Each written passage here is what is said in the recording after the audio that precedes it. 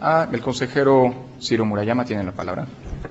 Estamos ante una queja interpuesta por miles de ciudadanos que solicitan la sanción más drástica que existe en nuestra legislación electoral contra un partido político, la pérdida de su registro. El Instituto Nacional Electoral es un órgano constitucional y la cuestión que se le plantea es: el Estado mexicano, por primera vez en el siglo XXI y por primera vez en más de 6 décadas y media, va a prohibir la existencia, va a decretar la desaparición legal de un partido político, aunque éste haya superado el umbral de votos ciudadanos que la legislación señala. No es ni puede ser una determinación menor por los precedentes que necesariamente generará. Como sabemos, la existencia de los partidos políticos es consustancial al ejercicio de derechos humanos fundamentales, como el de la libre asociación. Por eso los sistemas de partidos políticos en plural son propios de la democracia.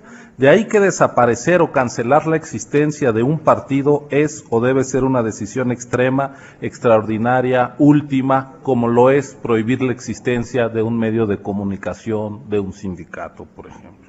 La historia nos demuestra que la desaparición o prohibición de partidos políticos se suele presentar en sistemas democráticos en retroceso o de plano en sistemas autoritarios. ¿Quiere decir ello que la decisión de declarar la pérdida de registro de un partido solo ocurre en el autoritarismo? Por supuesto que no, pero cuando ello ocurre en un sistema democrático debe ser porque no queda otra salida para asegurar la sobrevivencia de la propia democracia y de las libertades que garantiza. Los quejosos documentan ampliamente infracciones del Partido Verde. Todas y cada una de las violaciones denunciadas fueron antes investigadas y sancionadas por las autoridades electorales. Ahora bien, ¿en qué consisten las reiteradas faltas del Partido Verde? Un común denominador que puede identificarse con precisión es la intención de posicionarse de forma ilegítima en la opinión pública a través de los llamados informes de legisladores, de los cineminutos, de adelantar actos de campaña, de contrataciones de decenas de miles de anuncios en la vía pública, de entregar materiales prohibidos, etcétera. Es decir, el Partido Verde realizó acciones flagrantes contra la equidad en la contienda electoral. La legislación mexicana para propiciar la equidad dispone de 2 herramientas fundamentales: financiamiento público predominante con criterios claros de reparto y acceso a radio y televisión con cargo a los tiempos del Estado. Y si el Verde en el proceso electoral vulneró la equidad, ¿dónde se le aplicaron sistemáticamente las sanciones? En su financiamiento y en muy menor medida en sus prerrogativas de radio y televisión. La sobreexposición del Verde quedó acreditada, sus intentos de sacar ventaja indebida se documentaron hasta el hartazgo. ¿Pero acaso consiguió fracturar la equidad general de la contienda o fue esta un ingrediente perdido en la elección pasada? ¿Tuvo el Verde más votos que sus adversarios por el hecho de gastar más o tener más anuncios? Sus resultados frente a la estrategia mediática y de gasto desplegada son magros. Doy unas cifras: el Verde obtuvo el 7.7% de la votación, fue la quinta fuerza política cuando venía siendo la cuarta y no ganó un solo distrito electoral federal por sí mismo. Descontando el estado de Chiapas, el Verde obtuvo apenas el 4.8% de la votación. Se ha llegado a decir que vulnerar la ley reditúa, ya vimos que no en votos, pero tampoco en dinero.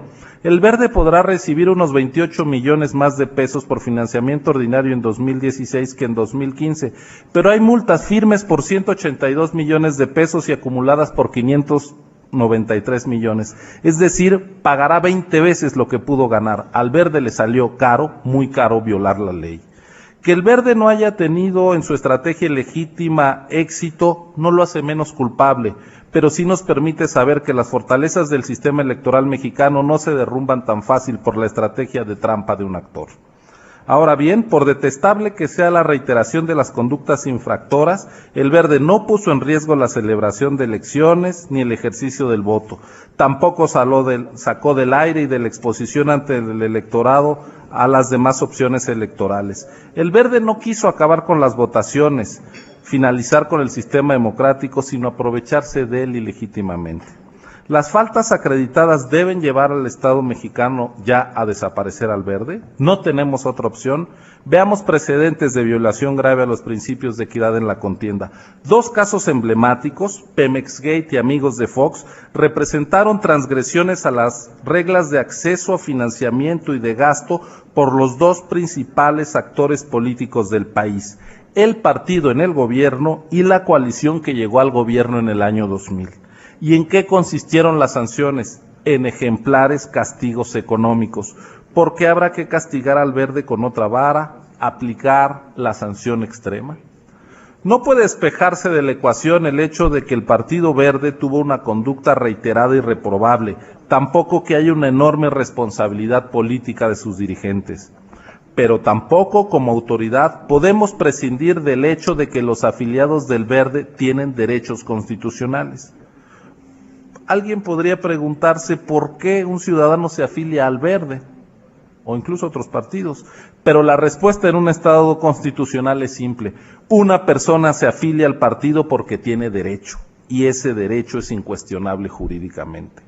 El Estado mexicano se ha dado obligaciones y nos las ha dado a sus funcionarios. El artículo 1 constitucional nos mandata a privilegiar los derechos fundamentales, entre ellos el derecho a la libre asociación. Que el Estado mexicano llegue a la determinación de conculcar ese derecho debe pasar primero por explorar todas las sanciones posibles, y no lo hemos hecho. Por ejemplo, ante la acumulación o reiteración de faltas, no hemos retirado las prerrogativas de acceso a la radio y a la televisión al Partido Verde, a pesar de que es la sanción que sigue en la legislación al retiro de financiamiento público. El Partido Verde no es indispensable para el pluralismo, pero sí es imprescindible para la democracia mexicana que el INE agote todas las sanciones antes de llegar a la pena máxima. El Partido Verde no es indispensable. La obligación del INE de aplicar todos los derechos, de dar todas las garantías, es inobjetable. Las sanciones acumuladas evidencian que impunidad no hubo ni habrá del Verde, aunque no declararle hoy la pena de muerte no implica que quede libre de castigo. Ahí están las sanciones que irá pagando y que representan casi 2 años de su financiamiento público. El Estado democrático, para restringir derechos fundamentales, debe de cruzar toda la ruta que el garantismo exige. Incluso aunque quienes ejercen esos derechos no sean de nuestro agrado. El Estado democrático no puede darse atajos. El garantismo no es una opción académica, es una obligación de los funcionarios del Estado mexicano, una obligación irrenunciable que nos da la Constitución. Gracias.